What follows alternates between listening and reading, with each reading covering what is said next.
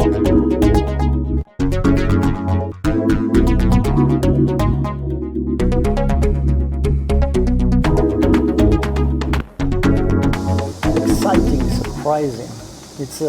I'm now 18 years in China, and as I came to China, Shanghai definitely is a super city. It's one of the top cities in the world from the development at that time. I'm surprised how much is still changed.